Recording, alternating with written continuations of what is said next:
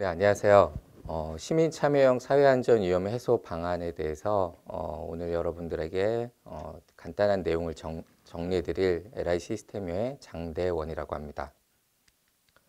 오늘 여러분들에게 알려드릴 내용은 첫 번째, 사회재난이 우리에게 요즘에 어떻게 위협이 되고 있고, 이런 재난을 바라보는 우리들의 시선에 어떤 불일치로 인해서 우리가 이제 해야 되는 부분, 그리고 우리들이 해소해야 되는 부분들이 무엇인지, 그리고 이런 걸 기술로 해결하기 위해서 우리가 접근하다 보니까 여러 가지 불협화음이 발생하는 부분, 그리고 이거를 여러분들 이제 시민들이 직접 참여해서 사회재난을 해소할 수 있는 방안에 대해서 말씀드리도록 하겠습니다.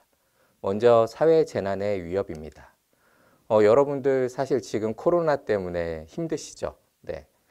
사회재난이 과거에는 몇 개가 안 됐었습니다. 관리도 몇 개 유형으로만 했었는데 현재 사회재난이 국가에서 27개 유형으로 관리를 하고 있고, 왜 이렇게 점점 늘어나느냐? 우리가 이제 복잡한 사회에 살면서 그러거든요.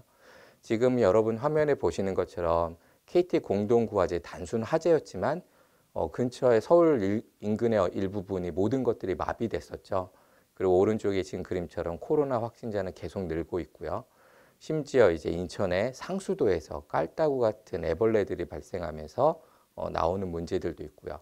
그리고 여러분들 잘 아시는 이천 물류 화재 창고처럼 대형 화재들, 특히 이제 고층 건물에서 화재들, 이런 것들이 여러분들이 알고 계시는 사회재난입니다.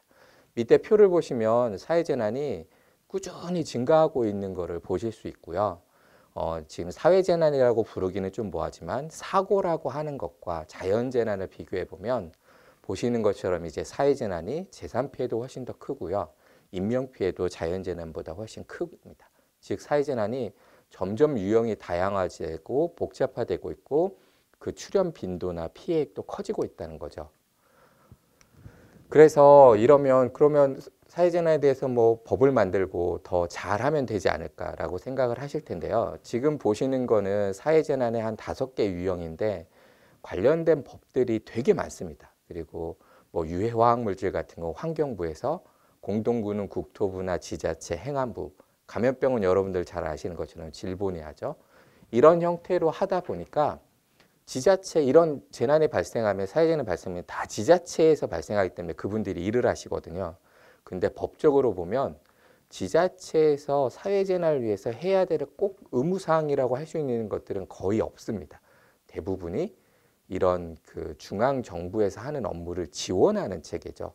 그래서 이런 것들을 하다 보니까 보시는 것처럼 법적 업무가 제한적이다 보니까 법적으로 우리가 해야 될 의무가 없는데 우리가 예산을 받고 인력을 투자하기가 어려운 겁니다.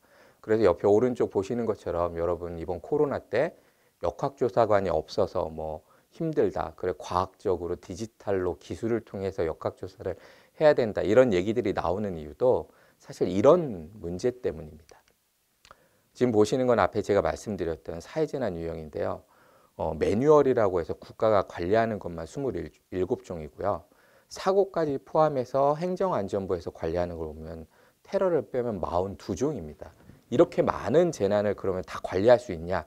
사실 이게 어렵다는 거죠. 그래서 사회재난은 발생 빈도도 증가하고 다양화되고 복잡화되고 피해도 증가하고 있지만 실제 재난이 발생하는 지자체에서는 그거를 관리하기가 어렵고, 그리고 그 관리할 대상도 너무 많다는 거. 이게 사회재난이 이제 우리에게 위협으로 다가온다는 의미입니다. 지금 보시는 그림은 사실 여러분들이 쉽게 접하실 수 있는 그림은 아닙니다. 맨 위에 보면 뭐 0회부터 5회까지 있는 차트가 있는데요. 이 0회가 뭐냐면 행정안전부에서 큰 사회재난이 나면 이거를 이제 남기기 위해서 재난영감이라는 통계집을 만듭니다. 거기에서 한 번도 발생하지 않은 지자체가 168개입니다. 물론 이거는 이제 2018년까지 데이터를 가지고 했기 때문에 이제 코로나가 전국에 다 영향을 미쳤죠. 이제 0인 지자체는 없게 되겠지만 사실 코로나는 아주 특이한 상황이고, 실질적으로 사회재난이 한 번도 발생하지 않은 지자체가 168개나 되고요. 그 밑에 보시면 똑같은 경기도에서도 어떤 재난 유형이냐에 따라서 서로 위험이 다릅니다. 그렇기 때문에 이런 복잡하고 많은 유형들을 어떻게 우리가 취약한 부분이 무엇인지 알고 우선적으로 관리 역량을 집중해야 되는데, 그런 부분이 미흡하죠. 그래서 잘 모르고 불확실하고 거기에 많이 발생하고 관리 역량도 없는 이런 사회재난이 현재 우리에게 큰 위협이라고 말씀드릴 수 있습니다. 좀 재밌는 얘기를 드려보면 재난을 바라보는 시선입니다. 제가 여기 뭐 재난안전관리 법적인 내용을 했는데 사실 저도 이 재난 관련된 걸 한 20년 정도 했는데 사회재난, 안전사고, 사고 이거를 정확하게 구분할 수가 없습니다. 아까 20년 동안 한 번도 사회재난이 발생하지 않은 지자체가 168개라고 했는데 여러분들은 이해가 안 될 거예요. 우리 주변에 맨날 큰 사고가 나거든요. 그러면 그 사고는 뭐고 또 안전사고는 뭘까? 사실 이게 법적으로 모호합니다. 그래서 사람이 한 명도 죽지 않았는데 사회재난이 되는 경우도 있고요. 사람이 많이 죽었는데도 사회재난이 안 되는 경우도 있습니다. 사실 이런 것들이 우리가 관리하는 데서 큰 문제점이죠. 이런 문제가 왜 나오나 했더니 위협 안전이라는 용어가 사실은 되게 정성적이에요. 제가 이 말표를 하고 있는 이 공간이 저는 되게 편안합니다. 하지만 또 이렇게 조명이 있어서 생소한데 약간 폐쇄공포증이 있으신 분은 여기가 되게 검은색으로 이렇게 돼 있다 보니까 불안감을 느낄 수 있거든요. 이 안전이란 게 다 상대적이라는 거죠. 그래서 이런 것들을 어떻게 평가할까 하다 보니까 리스크라는 위험을 평가하는데 여기서부터 되게 많은 사람의 어떤 개인적인 또 평가하는 사람들의 이런 것들이 들어가다 보니까 이 재난안전사고라는 걸 정의하는데 모호함이 발생하는 겁니다. 근데 가장 중요한 거는 사실 오늘 여러분들에게 드리고 싶은 것 중에 키는 사실 이 장표입니다. 여러분들이 이제 재난, 사회재난이든 자연재난이든 이 재난을 바라볼 때 이건 국가가 해야 될 일이라고 생각합니다. 왜냐하면 우리나라가 옛날에 1차 산업으로 농업국가였죠. 그래서 홍수가 나면 국가가 휘청했습니다. 왜? 농업 생산물이 약하면 우리는 이제 죽는 국가였거든요. 그래서 옛날에 재난은 하천법에서 시작해서 현재 재난안전관리기본법, 특히 자연재난은 자대법이라는 게 있는 건데 이런 게 너무 많다 보니까 당연히 국가가 계속 피해가 나면 보상을 해줬죠. 그러다 보니까 당연히 이런 것들은 이제 국가의 의무라고 생각하죠. 그래서 여러분들이 이제 세금도 내고 법을 제정하면 지키려고 노력합니다. 근데 요즘 여러분 한번 생각해보세요. 뭐 민식이법이나 이런 사고나 안전사고, 내 주변에 내 생활 공간에서 일어나는 일에는 여러분들이나 언론이 되게 민감하게 반응합니다. 그렇지만 강원도에 폭설이 내렸네 하면 눈이 많이 내렸구나 하고 끝나죠. 이 자연재난하고 사회재난을 여러분들이 보는 시선이 좀 이중화돼 있습니다. 그래서 그러다 보니까 어떤 거에는 민감하고 어떤 거에 민감하지 않죠. 그래서 지키려고 하긴 하지만 나의 재산과 관련돼 있는 부분은 내가 우선이죠. 그래서 자동차 보험 여러분들 다 가입하시죠. 근데 자연재난과 대한 풍수해보험 잘 가입 안 하세요. 건강보험 다 가입하시죠. 내 건강이니까. 근데 여러분들 집을 위한 화재보험 가입하시나요? 안 하시죠. 이런 것들이 여러분들이 알게 모르게 재난을 바라보고 있는 이중적 시각이라는 거죠. 그럼 이런 시각 쪽에서 기술과 데이터가 어떻게 되냐? 지금 보시는 거는 NDMS라는 국가재난관리 시스템에 있는 그 발전 단계입니다. 뭐 1단계는 자연재난 중심이었고 2단계에 보시는 것처럼 두 번째 일부 사회재난이 고려되기 시작했고 GIS라는 게 이제 등장하기 시작합니다. 그래서 이제 뉴딜이 지금 발표됐죠. 그래서 25년 뉴딜까지 자연재난 중심이었던 거 이제 사회재난이 큰 키가 되고 협업과 공유 그리고 이제 5G나 빅데이터 AI가 있으니까 현장 중심의 모바일의 예측과 의사결정을 하는 형태로 바뀌려고 합니다. 이건 당연한 수순이고 여기에서 키가 되는 게 이제 사회재난이라는 게 이제 부각됐다는 점이죠. 이거는 앞에서 말씀드렸던 이런 위협에 대응하기 위한 겁니다. 그래서 지금 왼쪽에 보시는 거는 막 노트북에서 빛이 나가는데 그냥 하고 싶은 얘기는 과학기술은 저런 빛처럼 빠른 속도로 다양한 어떤 색깔을 갖고 정말 빠른 속도로 발전하고 있죠. 그리고 오른쪽에 보시는 그림은 우리가 이제 여러분도 잘 아시죠? 구슬이 서말이어야도 껴야 법에 하면서 이 정부뿐만 아니라 이 전 정부에서 구슬이 없으니까 모아야 된다. 그리고 모으기 시작하다 보니까 정부 2.0이라는 시대에 구슬이 서말을 모았고 뭐 정부 3.0은 구슬 서말을 꿰어야 되고 뭐 지금 이제 문재인 정부에서는 지능형 정부라고 해서 구슬을 상품으로 만든다고 하고 있습니다. 근데 사실 왼쪽에 밑에 보시면 저런 빨간색 목걸이를 만들려고 저 구슬의 서말에 모은 것을 딱 구슬을 찾아보면요. 구슬 크기가 다르고 구슬이 깨져 있고 구슬의 색깔이 다르고 해서 쓸 수가 없습니다. 그러니까 결국은 서말이 모였어도 상품은 지금 못 만든다는 거죠. 이게 현재 데이터의 문제입니다. 물론 일부 부분에서는 지금 보시는 것처럼 뭐 정보화진흥원을 중심으로 해서 재난 안전과 관련된, 그래서 뭐 산불 감시 자원을 어떻게 공간적으로 최적할 거냐, 화재와 관련된 부분에서 뭐 불법 주차장 이런 것들을 피해서 어떻게 신속하게 갈 수 있도록 화재 취약 지역을 분석해서 거기에 소방시설을 갖다 놓을 거냐, 이런 형태의 간단한 분석들은 이루어지고 있지만 사실 이런 분석은 데이터만 있으면 되게 쉽게 되는 분석이거든요. 특별한 기술이 들어가지 않는. 그래서 4차 산업혁명 기술이라는 이런 어떤 여러분들이 생각하는 기술과 사회재난이든 자연재난이든 재난과의 데이터에 활용돼서는 큰 갭이 있습니다. 그러면 이런 것들을 어떻게 해소할 수 있을 것이냐. 지금 보시는 거는 사회재난과 자연재난을 비교한 겁니다. 보시는 것처럼 가장 큰 거는 여러분은 태풍이 오시면 전국적으로 다 비상이 씁니다. 대부분 태풍의 영향권에 많이 들기 때문에. 그렇지만 여러분 건물에서 화재가 나면 한 개 지자체에, 한 개 읍면동 안에, 한 개 지역에 해당되는 거거든요. 그리고 아까 말씀드린 것처럼 사회재난은 발생 이력이 적습니다. 그러다 보니까 데이터가 기본적으로 많지가 않습니다. 그리고 자연재난은 뭐 풍수가 나든 비가 오든 뭐 하면 하천을 관리하든지 뭐 펌프장을 관리하든지 하수도를 관리하든지 이런 형태로 관리할 시설들이 있는데, 사회재난은 여러분은 주변에 있는 모든 곳에서 발생할 수 있거든요. 그러다 보니까 뭐 센서를 따라서 다 하면 되지 이런 것도 어려운 게 사실이죠. 그러다 보니까 결국 자연재난을 지금까지 쭉 한 20여 년간 30여 년 정도죠 했던 관리 체계를 사회재난에 그대로 적용하려고 하면 한계가 명확합니다.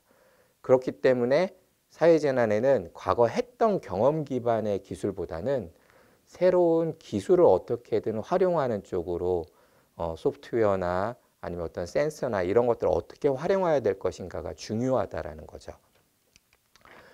그래서 이런 측면에서 가장 간단한 건 여러분도 이제 하인리 법칙 아실 겁니다. 큰 중대한 사고로 있을 때는 아주 사소한 300개의 실수부터 기인한다라는 거죠. 이런 측면에서 지금 정부에서 안전신문고라는 걸 운영하고 있습니다. 요건 이제 사이트를 캡처해 놓은 건데, 간단하게 안전신문고가 사실 2020년 10월까지 분석을 했는데요.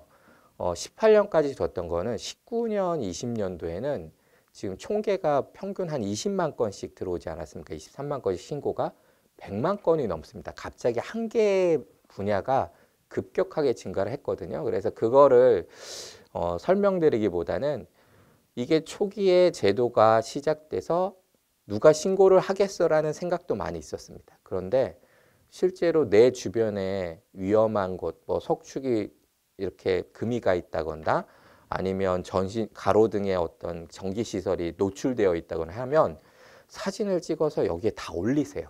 정말 많은 부분들이 올리고 있고요.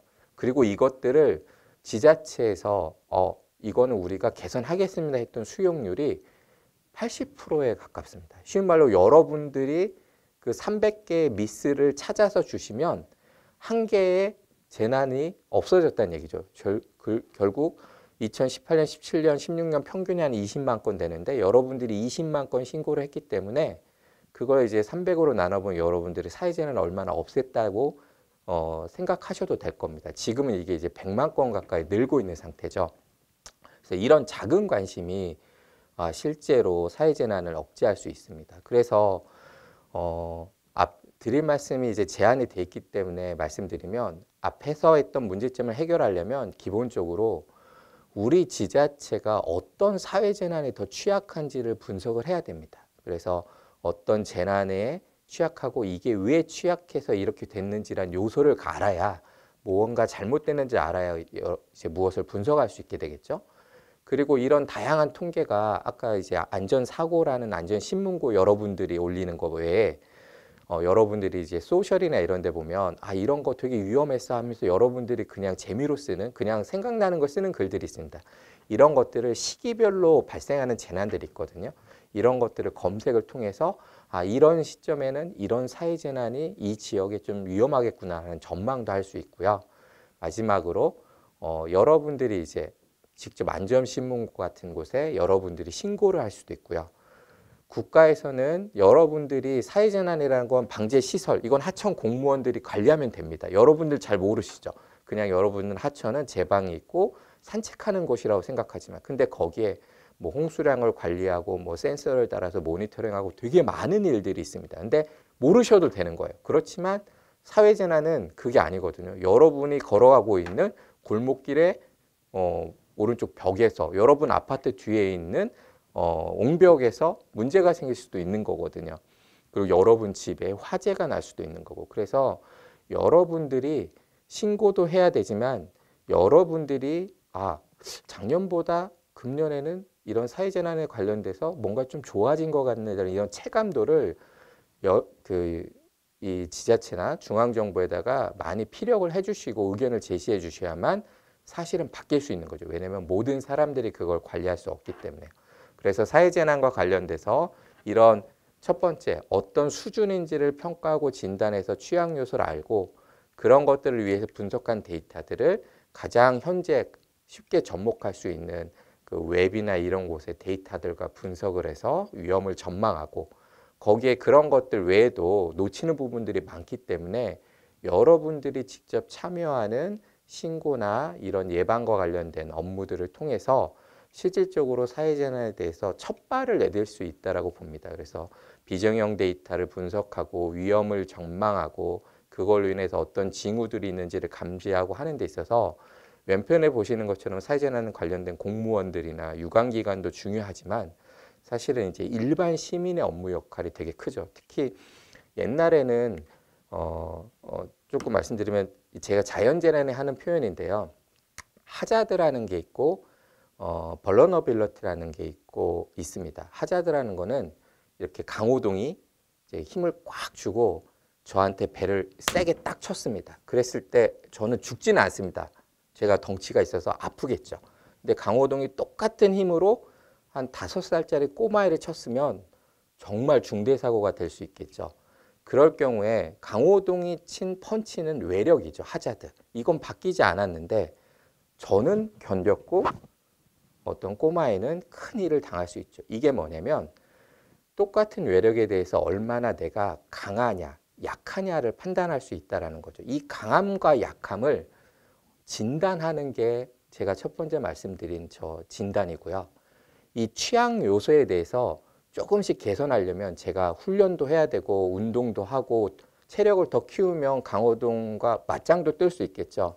그런 것처럼 내가 얼마나 더 트레이닝하고 더 내 스스로를 강하게 하느냐, 이게 사실은 저 시민 참여형 안전 예방이라고 할 수 있습니다. 결국 운동은 제가 해야 되죠. 그래서 여러분들이 사회재난을 볼 때는 여러분 스스로 참여하지 않고 자연재난처럼 정부가 해준 걸로 가려고 하는 마인드가 있다면 사회재난은 참 어려운 부분입니다. 그래서 여러분들이 지역 커뮤니티에서도 사회재난에 대한 관심을 가져야 되고요. 여러분 개인도 이런 안전신문고 같은 것들을 많이 활용하셔야 될 거고, 특히 이런 사회재난과 관련된 연구가 이제는 필요한 시점입니다. 그래서 학회나 협회뿐만이 아니라 일반 통계를 하시는 분들도 이 재난이라는 측면에서의 데이터를 분석해서 조금 더 많은 부분에 이런 그 지식들이 서로 공유될 수 있는 이런 형태의 참여형 사회재난 위험 해소 방안이 지금은 절실한 부분이라고 할 수 있겠습니다. 두서없이 말씀을 드렸는데 사회재난에 대해서 여러분들의 관심이 있어야지만 안전에, 여러분들의 안전이 확보될 수 있다는 측면에서 오늘 말씀드린 내용을 이해해 주셨으면 감사하겠습니다. 감사합니다.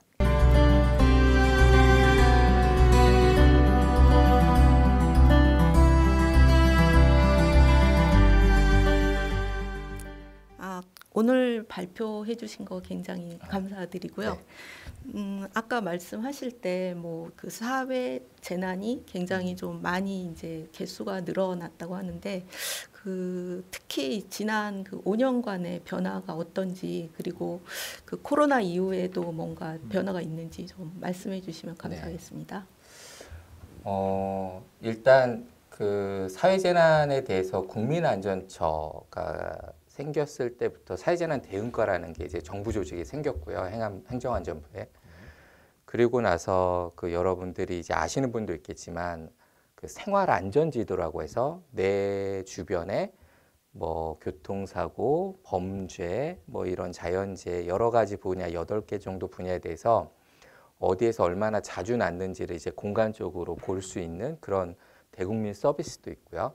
그리고 앞에서 말씀드렸던 발표할 때 그 안전신문고라는 제도도 있습니다. 그래서 그런 형태로 무언가 이제 얻을 수 있는 자료를 공유하려고 하고 있는 노력은 하고 있지만 생활안전지도가 이제 전국으로 다 되어 있는 게 아니고요. 이게 일일이 지자체나 부처가 갖고 있는 어떤 그냥 텍스트나 위치 정보를 다 하나 다 지도에다 다 표시하고 분석을 하다 보니까 이게 다 이제 사람이 해야 되는 부분이죠. 그러다 보니까 이제 예산은 한정돼 있다 보니까 전국이 되어 있지 않다라는 그런 안타까움이 있지만 대신 이 안전신문고 같은 경우에는 그래도 많이 활성화가 돼 있습니다. 그래서 많은 곳에서 이제 되고 원래 전통적으로 이런 그 신고 제도는 그 언론이 담당을 했었거든요. 그래서 YTN이나 이런 데 보면 뭐 화재부터 이런 제보들이 상당히 많이 되고 있습니다. 그래서 그런 것들은 과거에 5년 동안도 괜찮았다고 보고요. 다만 지금 사실 오늘 이 자리에서 되게 고무적인 거는 사실 여러분들도 힘드시죠. 이 코로나 때문에 사실 이제는 이게 그렇게 조심해야 될 건가라는 사실 약간 뭐랄까 무덤덤해진 것도 있습니다. 근데 이 포스트 코로나라는 게 얼마나 이 재난 쪽에서 큰 변화냐면 모두가 다 심각하게 경험했고 내 주변에서 있을 수 있는 일이라는 불안감이 있고 거기에 적극적으로 우리나라처럼 이렇게 정부 정책이 잘 따르는 데가 없지 않습니까? 요즘 뭐 조금 늘었다고 하지만 이런 그 문화나 이런 국민성이 있기 때문에 이제는 사회재난에 대해서 여러분들이 조금 더 적극적으로 협조를 해주시고 이런 것들이 조금 위험할 수 있다고 우리가 생각되니까 이런 걸 보시면 신고를 해주십시오. 딱 하면 마치 저 초등학교 때 간첩 신고하듯이 이상한 사람 보면 막 신고하고 그랬거든요. 그렇죠. 선생님한테 쫓아가서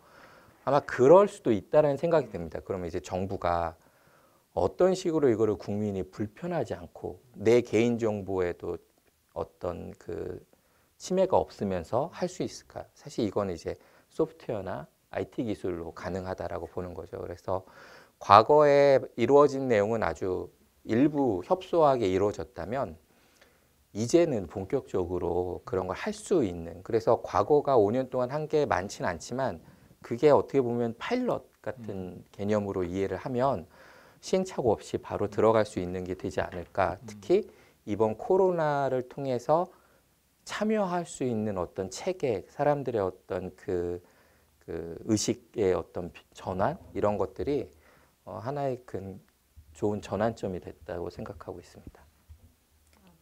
코로나가 아주 나쁜 점도 있지만 그렇죠. 그 사회재난을 인식하고 좀 준비할 수 있는 좋은 계기가 됐다고 말씀드릴 수도 있을 것 같네요. 저희가 그런 얘기를 하거든요. 태풍 피해만 주고 안 좋다. 근데 태풍을 바라는 분들도 있습니다. 왜냐면 태풍이 와서 선순환이 있거든요. 호수의 물들을 순환시킬 그렇죠. 수도 있고 여러 가지 있는 것처럼 코로나는 아무래도 많은 분들이 피해를 입으니까 네거티브한 쪽이 더 많긴 하지만 이걸 잘 슬기롭게 극복한다면 그 어떤 패러다임의 완전히 변화가 쉬프트 업이 된다 그러죠. 완전히 이런 형태의 어떤 변화가 사회재난 쪽에 이루어질 수 있을 거라고 생각합니다. 맞습니다.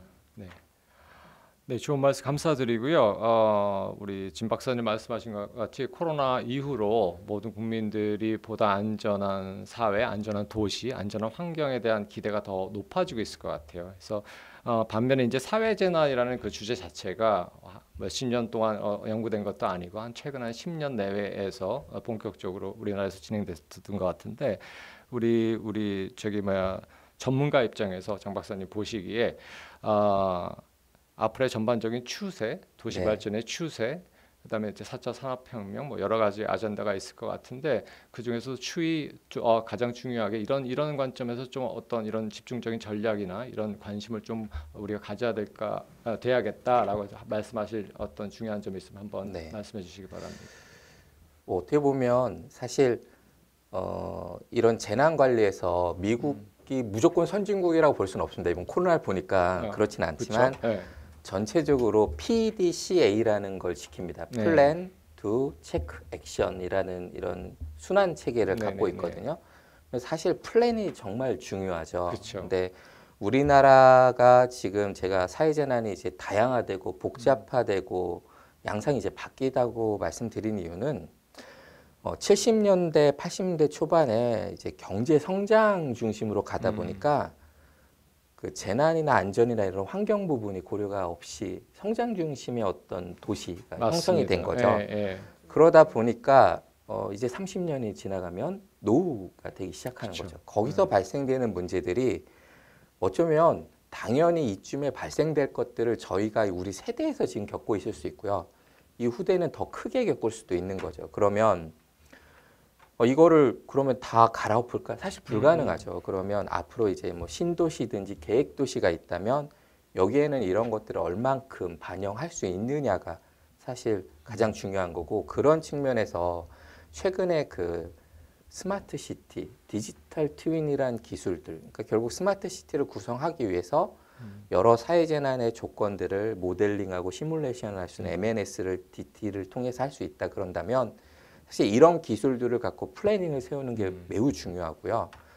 이거는 또 근데 큰 사업비가 들지 않습니까? 그러면 그런 측면이 아닌 측면으로 도시 환경을 보면 도시재생 사업 같은 게 있습니다. 조그만 지역들. 그러면 이런 재생 사업을 할 때도 이런 환경적인 측면을 고려해야 되는 거죠. 소방에서는 구조적으로 목조 건물이나 노후 건물 합선 이것도 중요하지만 사실은 스프링쿨러가 없어서 즉시 조치를 못하는 경우도 있고 소방차가 도달을 못하는 거죠. 주차. 그러면 도시재생을 하는 곳들은 옛날에 만들어진 구도심이니까 그런 곳에